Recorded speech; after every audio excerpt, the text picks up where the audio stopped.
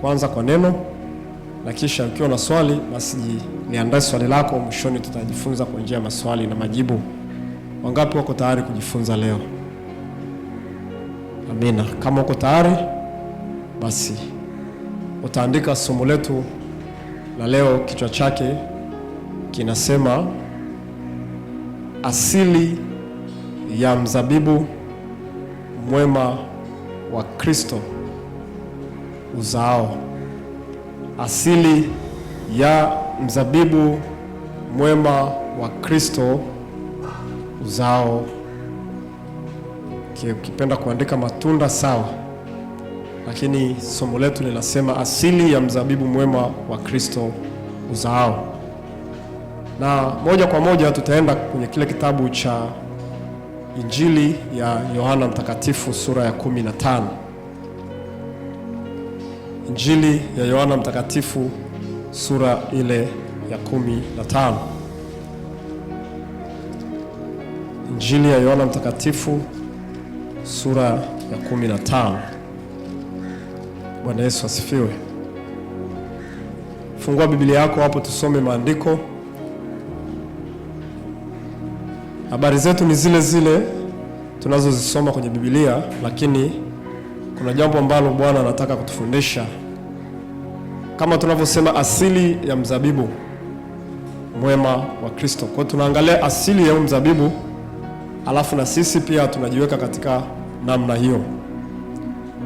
Katika sura hii Bwana wetu Yesu Kristo alikuwa anatumia lugha ya mifano kutueleza sisi tunavyopaswa kuwa kwa Mungu wetu katika eneo la uzaaji wa matunda. Sasa hapa katika sura ya 15 nitasoma baadhi ya mistari. Nitasoma kuanzia mstari wa kwanza hadi ule wa 8. Alafu nitaruka nitasoma ule mstari wa 16. Tega sikio lako kwa makini usikilize ambao Yesu aliyasema. Anaanza kusema, mimi ndimi mzabibu. Anasema mimi ndimi mzabibu. Pigia mstari ule neno. Mimi ndimi mzabibu wa kweli na Baba yangu ndiye mkulima. Kila tawi ndani yangu lisilozaa huliondoa, na kila tawi lizaalo hulisafisha ili lizidi kuzaa. Anaendelea kusema. Kwa hiyo tunaposoma hapa, hebu tengeneza picha kabisa ya Yesu alikuwa anitengeneza. Anasema mimi ndimi mzabibu na babangu ni mkulima. Alafu kama ni mzabibu, anasema kila tawi linalozaa analisafisha, na lile lisilozaa analiondoa. Anasema ninyi mmekwisha kuwa safi kwa sababu ya lile neno nililowaambia. Anasema kaeni ndani yangu nami ndani yenu.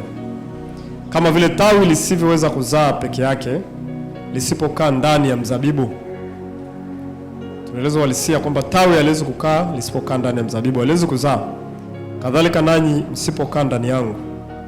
Anaendelea kusema mimi ni mzabibu. Anarudia ile neno. Pigia mstari ule neno mzabibu. Mimi ni mzabibu, ninyi ni matawi. Akae ndani yangu nami ndani yake, huyo huzaa sana. Maana pasipo mimi ninyi hamwezi kufanya neno lolote. Mtu asipokaa ndani yangu hutupwa nje kama tawi la kunyauka. Watu huyakusanya na kuyatupa motoni yakateketea. Ninyi mkikaa ndani yangu na maneno yangu yakikaa ndani yenu, ombeni mtakalo lote nanyi mtatendewa. Hivyo hutukuzwa Baba yangu kwa vile mzaavyo sana, nanyi mtakuwa wanafunzi wangu. Na ule mstari wa 16 anasema si ninyi mlionichagua mimi, bali ni mimi niliyewachagua ninyi, nami nikawaweka mwende mkazae matunda, na matunda yenu yapate kukaa, ili kwamba lolote muombalo Baba kwa jina langu awapeni. Bwana Yesu asifiwe sana. Hapa Bwana wetu Yesu Kristo tunaona focus yake ni kwamba sisi kama sehemu ya matawi yake au kama sehemu ya ule mzabibu, ametuweka sisi tuzae matunda. Anasema na matunda hayo yapate kukaa.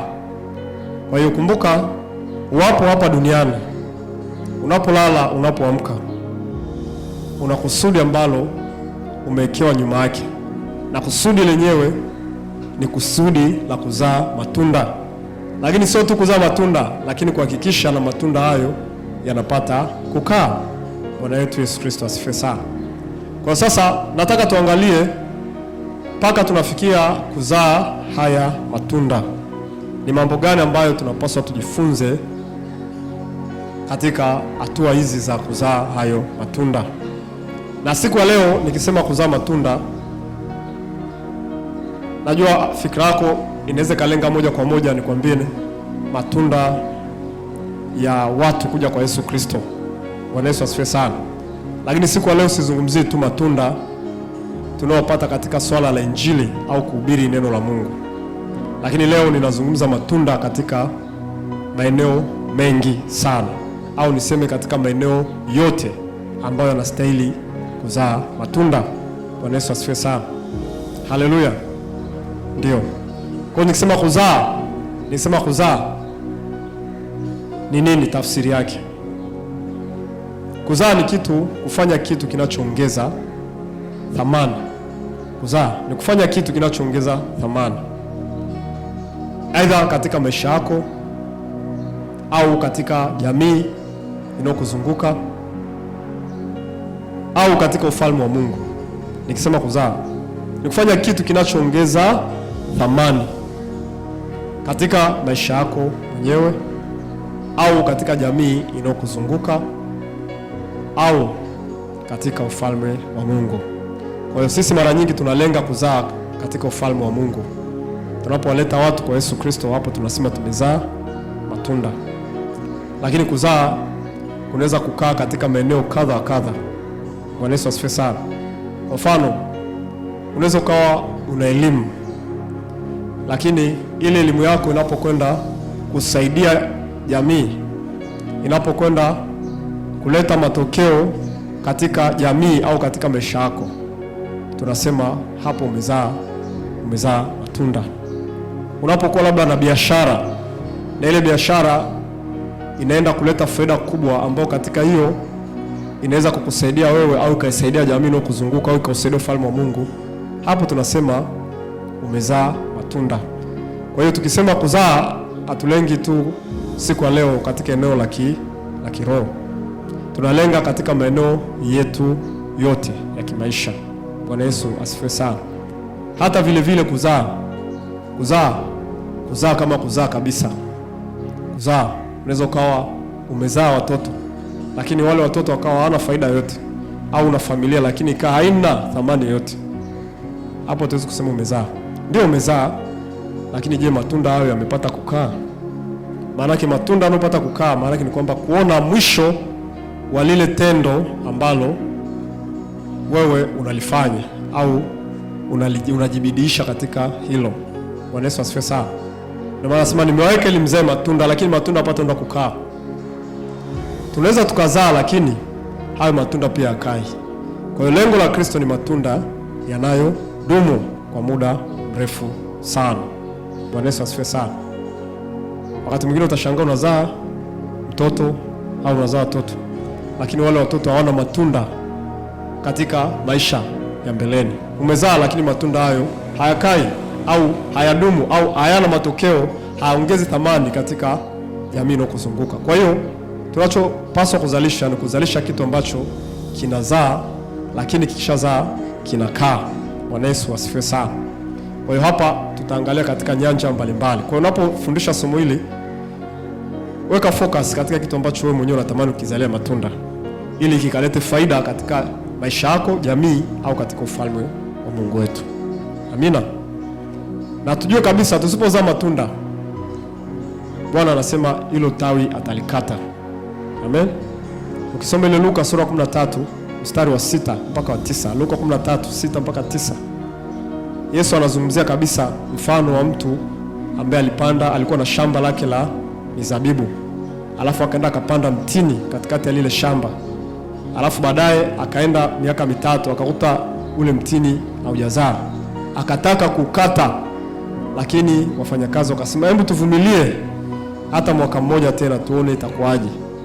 Maana ni kwamba kitu ambacho kizai hakina faida, kitu ambacho kizai hakina maana, kitu ambacho kizai ni sawasawa na kimekufa. Kwa hiyo na sisi tuangalie katika uzaaji na uzalishaji, je, ni kipi ambacho tunakizalisha na kipi ambacho kinadumu? Kwa hiyo hapo nataka tujifunze kitu kimoja kutoka katika mfano wa kitabu hichi cha Injili ya Yohana sura hii ya 15. Tunaposoma maandiko tunaona Yesu anatuambia sisi tukae ndani yake naye akae ndani yetu. Akikaa ndani yetu na sisi tukikaa ndani yake tutazaa sana. Lakini pia nataka tuangalie nature na kanuni au tuseme mambo mengine ambayo yamejificha katika hii sura ambayo atatusaidia sisi pia tukiaweka yataenda kuleta matunda katika maisha yetu sote. Hapa naweza kusema mimi ni mzabibu. Amen. Kwa nini Yesu wakati mwingine asemi mimi ni mtini? Au kwa nini asemi mimi ni mpeasi? Au mimi ni mzaituni? Japokuwa sehemu nyingine anatumia mfano kama hiyo. Lakini kwa nini hapa ametumia mfano wa mzabibu? Bwana asifiwe sana. Kwa nini katumia mfano wa mzabibu? Kwa lazima tunaposoma maandiko kama haya lazima tujue pia asili ya mzabibu. Jinsi gani unavyofikia mpaka hatua ya kuzaa matunda. Mzabibu unafikia hatua ya kuzaa matunda. Wangapi washawahi kuona mche wa mzabibu? Kama ulishawahi kuona mche wa mzabibu nyosha mkono. Tulishawahi kuona. Bwana asifiwe sana.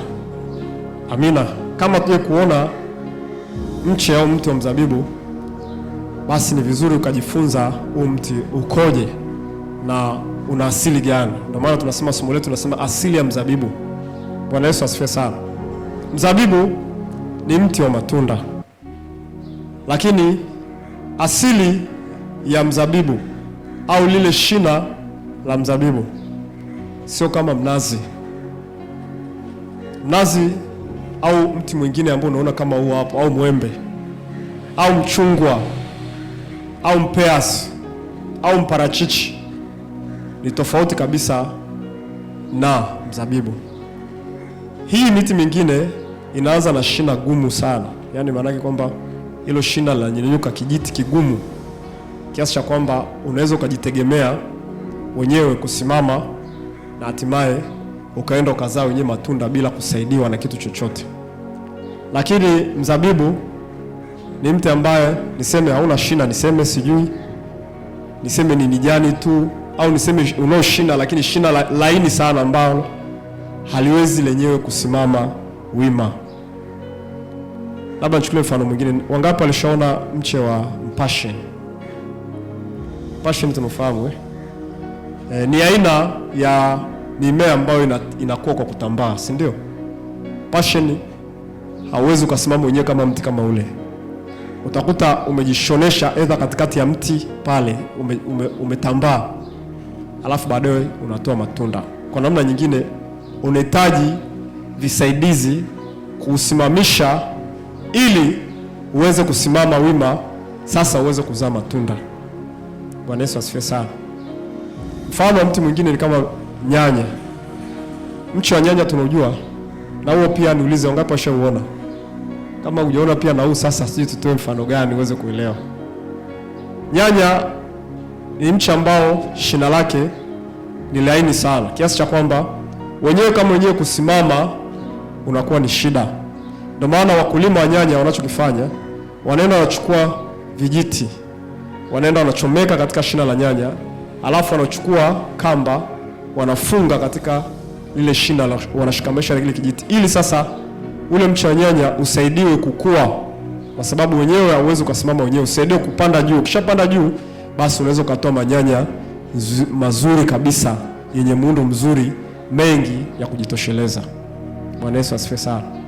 Lakini kama nyanya itakuwa ikiwa kijiti cha kuweza kusapoti ule mche, ni kweli utafikia hatua unaweza ukazaa, lakini utaanza kuzaa random.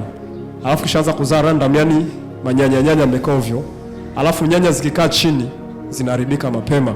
Matunda yakai, yanazaliwa lakini matunda yanaharibika.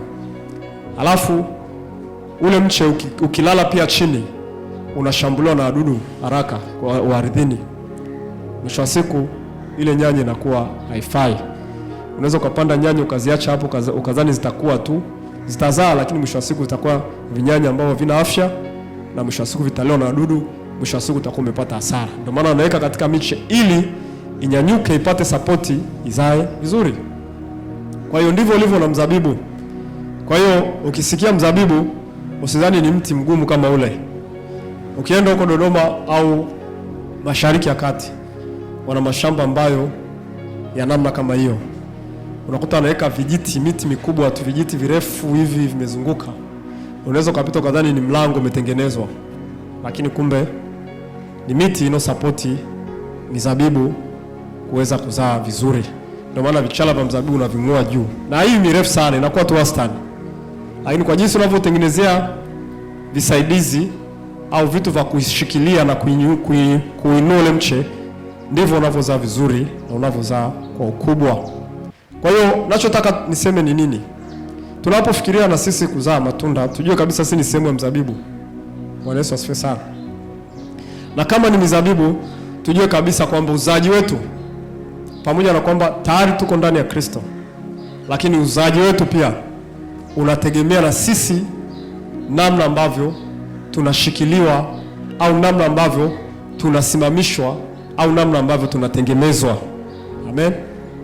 Bila kushikiliwa, bila kusimamishwa, bila kutengemezwa, hatuwezi kuzaa, au tutazaa, lakini tutazaa matunda ambayo hayakai. Bwana Yesu asifiwe sana. Haleluya. Kwa hiyo yamkini kuna mahali ambapo unazaa lakini hauzai vizuri. Kwa sababu gani? Kwa sababu umekosa kitu cha kukushikilia au cha kushikamanisha au kukuinua uweze kusimama usonge mbele. Kwa hiyo sasa siku ya leo tutaenda kuangalia mambo makuu manne au vitu vinne, niseme hivyo, ambavyo au makundi manne ya vitu ambavyo vinamshikilia mtu hata kumfikisha katika hatima ya kuzaa matunda. Makundi manne ya vitu ambavyo vinamshikilia mtu hata kufikia hatima yake ya kuzaa matunda. Bwana Yesu asifiwe sana. Haleluya. Kwa hiyo mimi na wewe ni mizabibu. Mwambie mwenzako wewe ni mzabibu. Kabisa, mwambie wewe ni mzabibu. Na kama ni mzabibu, mwambie kabisa, na kama ni mzabibu unahitaji wa kukushika. Unahitaji wa kukusimamisha. Unahitaji wa kukutengemeza. Amen. Haleluya. Kwa hiyo tutaangalia vitu vinne ambavyo sisi kama watoto wa Mungu tunahitaji au vitatusaidia kutushikilia na kutufikisha katika maono yetu ya kuzaa matunda. Lakini ukijifanya mimi sihitaji kushikiliwa, mimi sihitaji kutengemezwa, mimi sihitaji wa kuniinua, mwisho wa siku utajikuta unazaa, lakini unazaa either random au matunda ambayo hayakai. Kwa hiyo tuangalie katika jicho la upana zaidi. Je, katika kuzaa kwetu hivi vitu pia tunatembea navyo? Bwana Yesu asifiwe sana. Kitu cha kwanza, hichi si kitu lakini nimesema kutokana na kichwa cha somo, lakini mtu wa kwanza niseme ambaye anaweza kuwa kama kijiti chetu, kama fimbo yetu kutusaidia sisi kufikia kilele cha uzaaji wetu wa matunda, wa kwanza kabisa ni Roho Mtakatifu. Bwana Yesu asifiwe sana.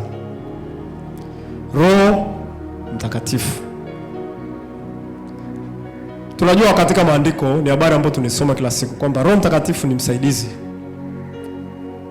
Roho Mtakatifu alitumwa kutusaidia sisi, kwa sababu Yesu aliona kabisa sisi kama sisi wenyewe hatuwezi kusimama, hatuwezi kuwa kama mnazi tukatoe matunda kule juu.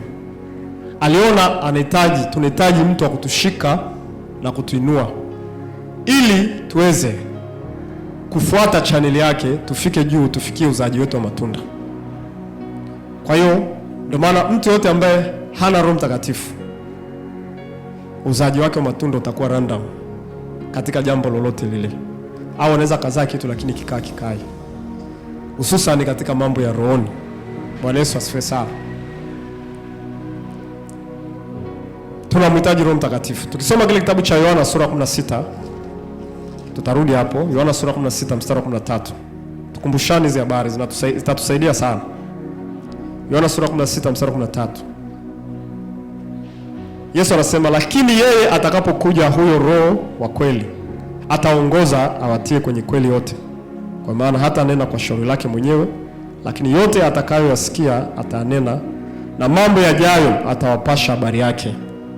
Tumemwona Roho Mtakatifu. Anasema atakapokuja huyo Roho wa kweli, atawaongoza na kuwatia katika kweli yote. Maana yake atatuongoza hata kutufikisha katika uzaaji bora wa matunda yanokaa. Atatusimamisha na kututengemeza tuzidi kutambaa na kuwa katika kilele kizuri cha uzaaji mzuri wa matunda hapa duniani. Alafu anasema hata kwa habari ya mambo yanayokuja atafanyaje? Atatupasha habari. Ndugu yangu, katika kitu ambacho unapaswa tujifunze sisi kama watoto wa Mungu kile inapoitwa leo, ni tujifunze kumsikia Roho Mtakatifu. Kwa sababu katika hatima yoyote ambayo tunataka ikatuzalie matunda, hatuna budi kumsikia Roho Mtakatifu anatuelekezaje au anatuongozaje kufikia hatima hiyo. Bwana Yesu asifiwe sana. Mhubiri mmoja ambaye tushatoga mfano wake anaitwa Kenneth Hagin.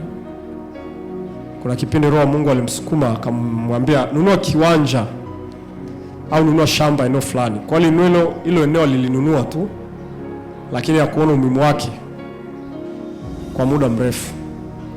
Lakini baadaye lile eneo lilikuja kuwa very very potential, kwa sababu miundombinu ilikuja kujengwa pale na vitu vingi vikahitajika katika kupitia lile eneo. Kwa hiyo baada hapo akajikuta anafaidika kwa kupitia lile eneo, lakini mwanzoni yeye mwenyewe kwa fikra zake, kwa mawazo yake, pengine alitamani kufanya mambo mengine na ile pesa, lakini kwa sababu alisikia sauti ya Roho Mtakatifu, mwisho wa siku akafikia hatua ambayo alichokwenda kuwekeza kinakwenda kuzaa matunda. Bwana Yesu asifiwe sana. Chochote ambacho tunatamani kikazaliwe, kikazae matunda, chochote kile, sizungumzi tu katika eneo la kiroho, chochote kile ambacho tunakifanya, ni lazima cha kwanza kabisa tumtangulize Roho Mtakatifu na tumsikie pia Roho Mtakatifu anatakaje sisi tufanyeje. Bwana Yesu asifiwe sana. Wakati ule Paulo anaenda wapi? Anaenda kuhubiri Injili, na alipokuwa anaenda akafika kule Galatia. Alipofika Galatia, Roho Mungu akamkataza, akamwambia usihubiri Galatia kabisa. Vuka nenda Makedonia, kule kuna watu ambao wanahitaji msaada. Paulo akaitii sauti ya Roho Mtakatifu, akavuka akaenda Makedonia. Alipofika Makedonia, alikutana na ukinzani mkubwa sana. Katika mahali ambapo Paulo alikutana na ukinzani mkubwa, nikwambia kweli, ilikuwa ni Makedonia. Lakini kule Makedonia ndiko ambapo alipata kanisa na watu wengi ambao walikuwa ni thabiti na hodari, ambao Paulo alijivunia sana. Lakini kama asingeenda Makedonia, angekaa Galatia, angehubiri, angepata matunda, lakini pengine matunda asingekaa. Lakini matunda ya Makedonia ndio haya ambayo tunasoma, wa Beroya, wa Thesalonike, Filipi. Kule Paulo alivuna watu wengi sana na alijivunia yale makanisa kweli. Bwana Yesu asifiwe sana. Kwa sababu gani? Kwa sababu alimtanguliza Roho Mtakatifu kama kitu ambacho kinaweza kusimamisha yeye kama mzabibu kuzaa matunda. Bwana Yesu asifiwe sana. Sasa ziko namna mbili. Namna ya kwanza ambayo Roho Mtakatifu ataweza kutenda na sisi, either tutasikia maagizo yake moja kwa moja. Roho Mtakatifu anaweza kukupa maagizo ya moja kwa moja kwamba bana, kazi hii usifanye, fanya kazi hii. Bwana Yesu asifiwe sana. Biashara hii usifanye, fanya biashara hii. Namna hii unataka kufikia hatima yako, usifanye, fanya kwa namna hii. Hapo tayari tumeshapata mtu anayetuinua, anayetusaidia, kwa sababu anasema kwa habari ya mambo yajayo atatupasha habari. Anaweza akakwambia moja kwa moja au asikwambie, lakini akakuwezesha. Maana Roho Mtakatifu sio wakati mwingine atasema, Roho Mungu wakati mwingine atafanya. Wakati mwingine aseme, wakati mwingine anafanya tu yeye mwenyewe. Sasa ili kufikia viwango hivyo, hatuna budi sisi kila siku kuwa watu ambao tuna ukaribu sana na Roho Mtakatifu. Tuna ushirika wa karibu na Roho Mtakatifu. Maana yake ni kwamba tujenge mahusiano kila siku na Roho Mtakatifu. Tunapoingia tujitahidi kuwa katika uwepo, tujitahidi kuwa katika mahusiano mazuri na Roho Mtakatifu, katika maombi. Ndio maana mimi kitu ambacho fikra yangu kimaombi, mara nyingi sitaki kumfikiria Roho Mtakatifu kwamba naenda ili kupeleka mahitaji fulani. Napenda kutumia fursa ya kimaombi kama namtamani Roho Mtakatifu, namtaka Roho Mtakatifu, natamani mahusiano na Roho Mtakatifu, natamani ushirika na Roho Mtakatifu. Nimegundua hiyo kwangu na work out vizuri sana, kwa sababu hata yale ambayo siyaombi, Roho wa Mungu naona anatengenezea njia, unakuta unawapata. Kwa hiyo sisi kama watoto wa Mungu tunaposikia kuomba, wakati mwingine tunadhani kwamba tumeagizwa tuombe. Ni kweli tumeagizwa tuombe, lakini sio tumeagizwa tuombe, tumeagizwa tukae katika mahusiano na ushirika na Roho Mtakatifu. Kwa hiyo unapokuwa katika mahusiano na ushirika wa Roho Mtakatifu, hautakuwa bothered wakati mwingine kudhani mkesha ni shida, au kudhani kukaa katika uwepo wa Mungu masaa mengi ni taabu au adhabu. Lakini utaona ni kama vile unatafuta mahusiano, kama vile fellowship, kama mtu na mpenzi wake, mtu na rafiki yake, mtu na ndugu yake, wanapokaa, mnapopiga story, mnapofurahi pamoja. Hiyo inampa Roho wa Mungu nafasi kuweza kutusaidia kufikia kilele cha uzaji wa matunda, na matunda kupata kukaa. Sisi wenyewe hatuwezi. Bwana Yesu asifiwe sana. Ukijifanya unajua kwenda mwenyewe, alafu Roho wa Mungu hana nafasi katika maisha yako, hautafika. Kwa tujitahidi sana katika maisha yetu yote, tupende kila siku kuwa watu wa kusikia sauti ya Roho Mtakatifu. Na inasema na sisi kila siku, itasema kwa matokeo, kwa madhihirisho au dhahiri kabisa kutusaidia. Kwa hiyo huyo ni wa kwanza ambaye anaweza kukupeleka destiny helper wako. Huyo anaitwa destiny helper, anaweza kufikisha katika uzaji bora wa matunda. Bwana Yesu asifiwe sana. Kwa hiyo kama ni kazi, kama ni biashara, kama ni maisha, kama ni una think kitu fulani, kama ni elimu unayo na unatamani kalete matunda sehemu fulani, embu anza na Mungu, Roho Mtakatifu. Mwambie Roho wa Mungu, je, hii njia ni sahihi? Anza kumuuliza Roho Mtakatifu maswali. Naambia mimi naenda kufanya, naomba ubariki kitu hichi, kama sio hiki unilete katika kusudi lako. Ndivyo ambavyo tunafikia kilele cha uzaji bora wa matunda. Bwana Yesu asifiwe sana. Lakini mtu wa pili ambaye ni destiny helper, ambao Mungu kamweka kama kutushikilia na kutuinua tukafikia uzaji wetu wa matunda, kwa sababu si ni mizabibu iliyo dhaifu, hatuwezi kusimama wenyewe, tunahitaji mtu akutusaidia. Mtu mwingine wa pili ni mzazi wako kabisa. Bwana Yesu asifiwe sana. Haleluya. Mzazi aidha wa kiroho au kimwili, lakini nilenge kabisa kwanza mzazi yule aliyekuzaa katika mwili. Wangapi wanajua huduma ya wazazi katika maisha yao? Au tunaona tukishaokoka wazazi hawana faida tena katika maisha yetu? Anaweza kuwa ni mzazi au anaweza kuwa ni mlezi. Hawa wamewekwa ili kama egemeo, kitu fulani, supporter wa wewe kusimama uweze kufikia kilele chako cha mafanikio ya uzaaji wa matunda yako mwenyewe. Usimdharau mzazi wako, hata kama ni mshirikina. Anaweza kuwa na mambo mengi ambayo hana maana, lakini anaweza kuwa na jambo moja ambalo Mungu kaliweka kwa ajili yako wewe kukufikisha juu. Bwana Yesu asifiwe sana. Hili jambo unajua, ukiwa kama kijana au ukiwa kama mtoto unaweza kaliona jambo la kawaida, mbona kama hamna kitu, ni uongo tu. Lakini jinsi unavyozidi kumachua akili na ufahamu, unaona unapoanza kuwa kama baba au kama mama au kama mtu fulani, unaanza kuona kuna ushauri ambao ningeusikiliza kwa mzazi wangu tokea nilivyokuwa mtoto, basi kuna vitu ambavyo vingetokea katika mpangilio ule mzuri sana. Bwana asifiwe sana. Ndio maana kwa nini lazima tu pay attention kuwasikiliza, kwa sababu wana hekima, wana experience ambayo wewe una. Wana jambo ambalo wanaliona ambalo wewe huwezi kuliona. Utakuja kuliona umekuwa kama yeye, siku fulani umekuwa kibibi. Alafu utataka kumwambia mtoto wako, alafu mtoto wako naye ataliona. Natamani mwanangu alione. Alafu mtoto wako na yeye anasema mama ataniambia nini, baba ataniambia nini. Alafu unaona kabisa akienda akifanya makosa kwa sababu hajakusikiliza wewe kile ambacho unataka kumwambia. Kwa hiyo mahusiano mazuri na wazazi ni kitu cha muhimu sana. Bwana Yesu asifiwe sana.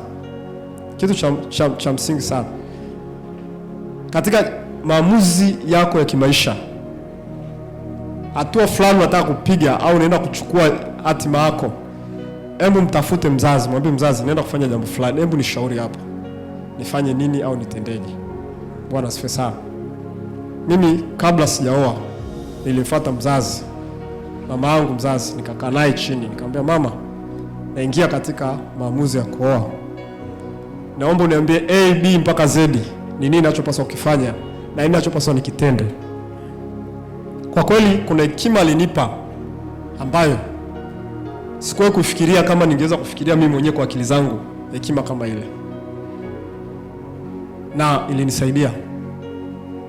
Na hekima hiyo nasema mfano nisingeipata alafu nikafanyaga tu maamuzi yangu mwenyewe binafsi ninavyojifikiria, nadhani kuna vitu vingi ningevikosa au ningekutana na tatizo fulani mbeleni.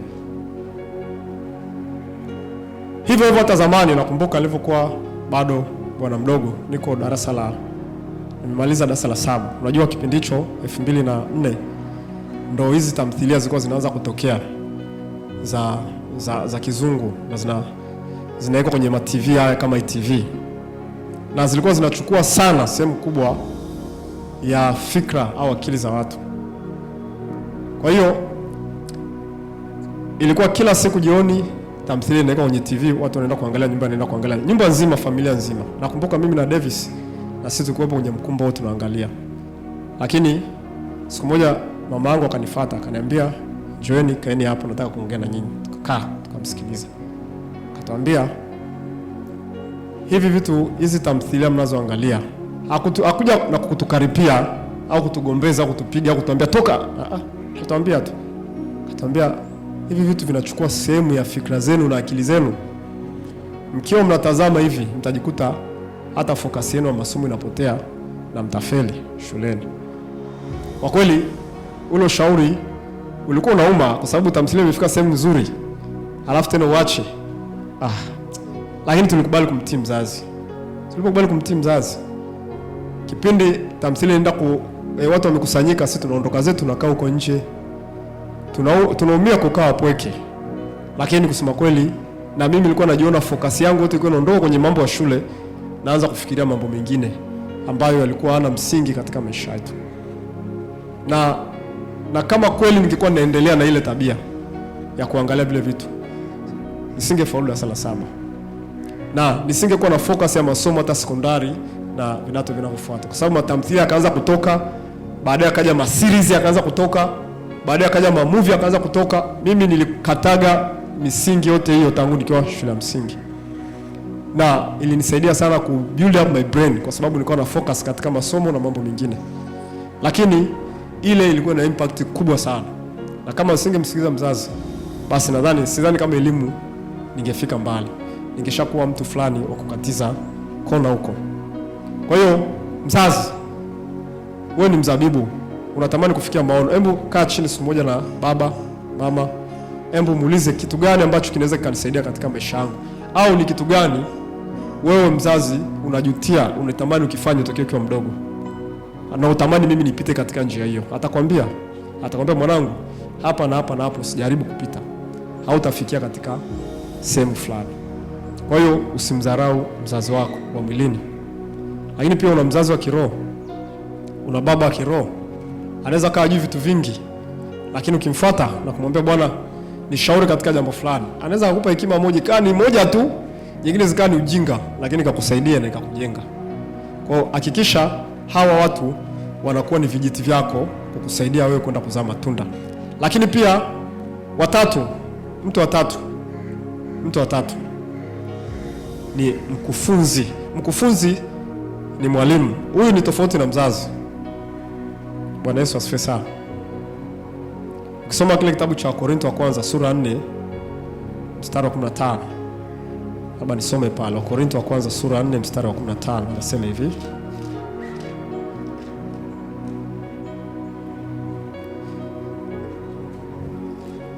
Paulo anawaambia kanisa la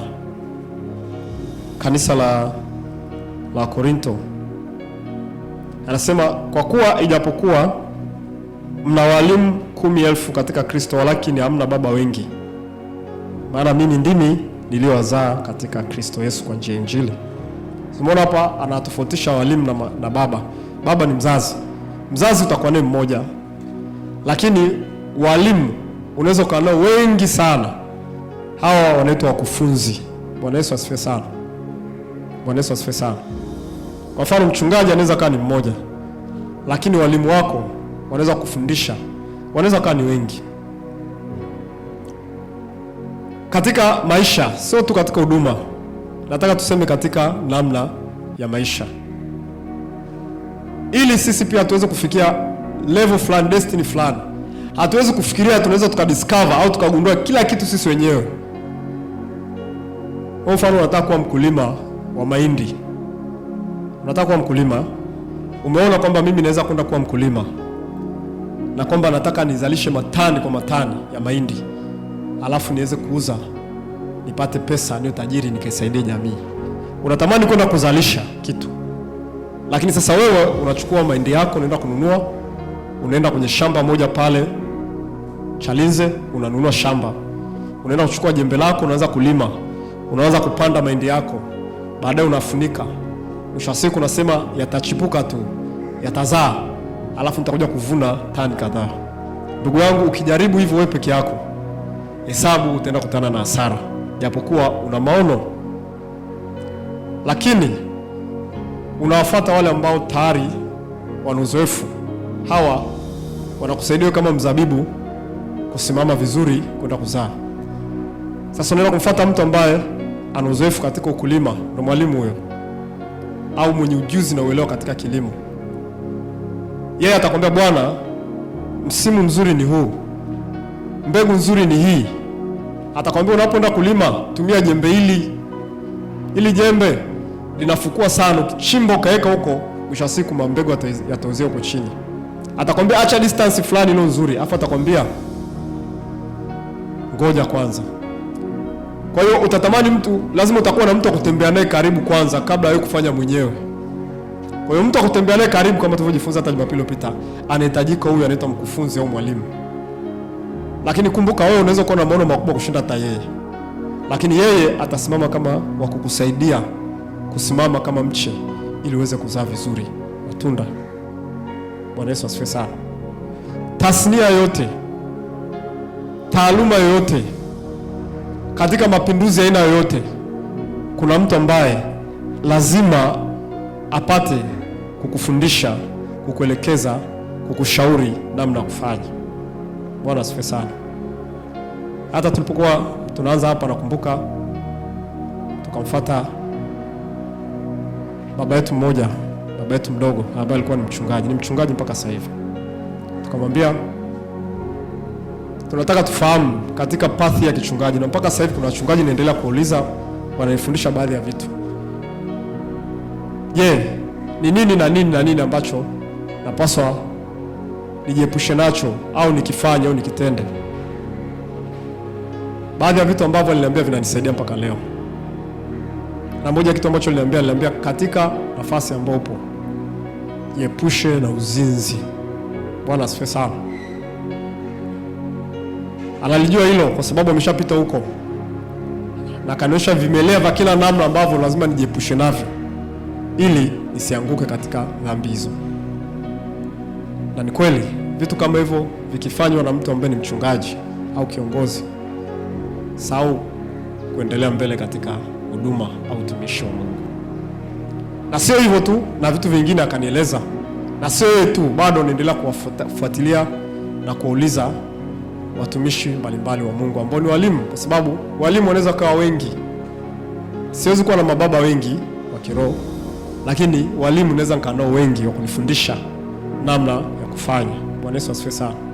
Wewe unatamani kuwa msusi, unatamani kuwa mjenzi.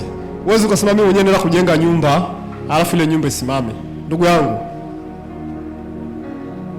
unaweza ukajenga ukuta ukadhani umejenga kasri, si ndio? Usifanye kitu peke yako kwanza, lakini tafuta wakufunze ambao wana uzoefu katika ile tasnia. Ni mshonaji, mtafute mtu anayejua kushona akuelekeze, uangalie anafanyaje, akushauri. Unaenda kuwekeza katika biashara, tafuta mtu ambaye amefanya biashara unaenda unataka kugundua kitu fulani, kutengeneza kitu fulani, tafuta mtu ambaye anakifanya pia hicho kitu aweze kukusaidia na kukuongeza maarifa, kwa sababu wewe ni mzabibu unahitaji kushikwa mkono. Bwana Yesu asifiwe sana. Lakini eneo la mwisho ambalo litatusaidia sisi kusimama, au mtu wa nne ambaye atatusaidia sisi kusimama ni vitabu. Amen. Vitabu. Mkufunzi, baba, tuseme tuanze na mzazi. Mzazi ni mtu unayemfahamu aliyekuzaa wewe. Mkufunzi ni mwalimu katika taaluma yako unayemjua. Lakini kitabu ni maarifa jamii. Wakufunzi usiowajua ambao yamkini wanatamani ukijue walichonacho kikusaidie wewe. Hawa unaweza kuwa unajua, lakini hawa wa vitabu wajui. Na hawa ni lazima pia ujue kabisa kwamba watakusaidia wewe kuinuka katika eneo lolote lile la kiroho, la kimwili, la kimaisha, la kimafanikio. Katika kitu ambacho watu wengi au tuseme wa Afrika au watu wa huko Afrika ambacho wamekikwepa au wamekikimbia, basi ni kitu kinachoitwa usomaji wa vitabu. Bwana Yesu asifiwe sana. Ndugu yangu, ndio maana nasema hata kanisa la Afrika limekuwa pana sana, lakini la kina kifupi. Maana kwamba limekuwa refu sana, ni bahari kubwa, lakini kina chake kifupi. Tunahitaji kina cha kuongeza maarifa na ujuzi katika eneo lolote ambalo sisi tupo. Unataka kuwa mpishi mzuri alafu usome vitabu vya upishi. Unatamani kuwa mjenzi alafu usomi. Unatamani kuwa hata mchungaji alafu usome vitabu vya kichungaji vitakavyoweza kukusaidia wewe kuongeza na kusharpen maarifa yako, kuyanoa maarifa yako. Kuna mahali utafika uta dry out. Mwisho wa siku utakauka kabisa, utashindwa kupiga hatua yoyote ile. Bwana Yesu asifiwe sana. Unajua vitabu, nikisema vitabu mara nyingi ndio inaweza kana lenga maarifa ya watu wengi kwa kusikiliza watu wanavyosema, wengine wanavyosema. Tunapenda kusikiliza sana mahubiri labda YouTube au vitu vile maelekezo tu ya mtandaoni lakini tunakuwa wazito wa kufungua kurasa za vitabu. Unajua kitabu ni mtu ambaye amekaa chini, ametumia muda mrefu, aidha mwezi mzima, kuandika maarifa yake kukupa wewe. Amekuwa makini kuedit, kuhakikisha kwamba hichi kitu ni sahihi, amefanya research na utafiti wa kutosha.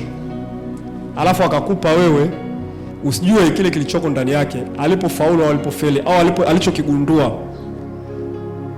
Lakini sisi tunataka tu tafungua YouTube pale kusikiliza mahubiri fulani. Mtu tukaamka asubuhi kaona fundisho lake, kasoma tu andiko moja pale, chumvi. Elisha akachukua chumvi akaweka kwenye nini, anaanza kuhubiria chumvi. Leo unatoka tu na fundisho la chumvi. Kesho unatoka na fundisho la mafuta. Kesho mtu unatoka na fundisho la nani? Kwa hiyo unakuwa na vitu ambavyo havina muunganiko mzuri. Lakini ukapata muda wa kusoma kitabu, unaanza kupata general picture, maudhui yote kuanzia mwanzo mpaka mwisho. Unapata concept moja ya mtu, lakini inaweza kukusaidia katika maisha yako yote. Kwa ndugu zangu, tusiwe wavivu wa kusoma. Wazungu ni watu ambao wanasoma mno. Na nilikuwa nafanya utafiti nikagundua kwamba kwa nini hata wamekuwa wagunduzi wa vitu vingi. Kwa sababu wamekuwa pia wasomaji sana. Wangapi washakutanaga na wazungu labda katika safari au katika hata basi unaenda labda mkoani au sehemu yote. Kama ushapishana na mzungu, sisemi wote lakini baadhi, utamkuta yuko na kitabu hivi anasoma. Utamkuta yuko na kitabu, anatoka hapa Dar es Salaam anaenda tu Chalinze hapo, yuko na kitabu. Wakati mwingine hata akipanda daladala, kwa huku wazungu wako wengi kule Arusha ukipita wamepanda, utamkuta yuko na kitabu, au kama ana kitabu ana vile kind of vidogo vile kama vya iPad, unakuta anasoma. Kuna kitu anakisoma ambacho ni document ambayo inasoma. Unakuta kwa wiki ameshajiwekea malengo asome vitabu vile vitatu. Kwa mwezi ameshajiwekea malengo amalize vitabu vingapi. Kwa mwaka vitabu vingapi. Ni malengo kajiwekea. Huyo mtu anajua maarifa ya jamii mengi. Anajua taarifa nyingi. Anajua kona nyingi, shortcut nyingi, anajua njia mbalimbali Sasa mtu kama huyo wewe, ambaye kila siku unasubiria tu kusubiria mhubiri fulani katoka tu kaamka, feelings zake zimemtuma kuhubiri fundisho fulani, wewe unikusikiza tu mafundisho na mahubiri inatosha. Anasema mimi tayari najua Biblia, najua maarifa kuhusu Mungu. Hapo utakuwa ndugu yangu hauna support nzuri. Japo kwa hiyo leo ni support, lakini support nzuri na kushauri soma kitabu. Ndio maana Biblia hii ni kitabu. Hii itabakiwa kwa kitabu. Na cha ajabu utaona kuna Mkristo aje kuimaliza hii Biblia. Kaokoka na miaka 5 kwenye wokovu. Ni hatari sana. Kwa hiyo ili tufikie kuzaa matunda, sizungumzi katika eneo la kiroho tu. Leo siko katika eneo tu la kwenda kukutana na watu, kuhubiria au kufanya vitu fulani. Lakini chochote tukile, maarifa yote yale yatakusaidia. Una mpango wa kubuni, wa kuunda jambo fulani. Hebu kasome vitabu vinavyohusiana na hilo jambo. Tafuta. Na uzuri siku kipindi hichi tunachoishi kipindi kizuri sana. Kwa sababu mimi niko katika eneo au kiwanda cha kiroho. Ukiniambia vitabu nitakupa suggestion ya vitabu, lakini mahali ambapo pia vitabu, kuna magrupu ya WhatsApp ambao wanatuma vitabu kila siku. Vile vitabu vinatumwa pale. Utaniambia nikuunge, nadhani pia wengine wapo. Mimi nimeungwa na nikapenda siondoke kwenye magrupu. Kwa hiyo najikuta nafungua kitabu, nasoma na vitu kama hivyo. Kwa hiyo ukiwa na wewe unataka kwenye eneo langu hili basi njoo utakuwepo. Lakini kuna maeneo mengine pia jifunze katika hayo. Katika maisha jifunze ujuzi mbalimbali. Una elimu fulani, hebu kachukue vitabu ambavyo vinahusiana na hiyo elimu. Au articles, au papers, au documents ambazo ziko nyingi sana. Alafu sasa hivi tuna AI, uzuri huo tumerahisishiwa mambo. Kiasi cha kwamba kitabu hata kama kiko kwenye lugha ya Kiingereza ukikipeleka pale, chukua PDF yako ipeleke pale, andika kwa Kiswahili, anakuandikia kitabu chote kwa Kiswahili. Au peji kwa peji. Kwa hiyo unasoma vizuri tu, ukitoka pale umeelewa. Sasa hiyo ni issue yako wewe. Usipotaka umeamua, lakini sio tatizo la lugha tena. Bwana Yesu asifiwe sana. Kwa hiyo ndugu zangu, nachotaka niseme tujifunze kusoma. Wananuru Upendo, tuwe wasomaji wa vitabu. Tuwe wasomaji wa vitabu. Itakugharimu lakini utapata vitu. Ukishindwa kusoma kitabu kisummarize, hata AI zile zina summarize vitabu. Kitabu kimekuwa kirefu sana, wewe chukua tuweka pale, mwambie niandikie tu summary chapter kwa chapter. Uweze kusoma kila kitabu, lakini mwambie chapter kwa chapter niandikie summary. Watakusummarizea vizuri, utapata ile idea ya yule mwandishi na kutosha. Hata hiyo itakusogeza mahali fulani, kuliko kukaa tu mwezi, mwaka unaenda, miaka unaenda, ukiuliza vitabu vingapi umesoma, Biblia hujamaliza, kwa darasani hujamaliza, chochote kile hujamaliza. Tujitahidi jamani. Bwana Yesu asifiwe sana. Wewe ni mzabibu ambao hauwezi kusimama wenyewe na kuzaa matunda. Unahitaji support. Kubali support. Support ya vitabu, support ya wakufunzi, walimu, support ya wazazi, support ya Roho Mtakatifu ambayo ndio kubwa kuliko zote. Naamini mpaka hapo kuna mahali utafika na kuna mahali utazaa na utafikia kile cha uzaaji. Maana kwamba tumeshaka ndani ya Kristo, tuongeze na hivi, tusimame vizuri. Tusambae, tutambae vizuri, alafu tuzae matunda ambayo Bwana anataka sisi tuzae. Bwana Yesu asifiwe sana. Amen. Kwa hiyo ni tafakari ya leo. Naamini kuna kitu umekipata. Basi ikiwa tuna maswali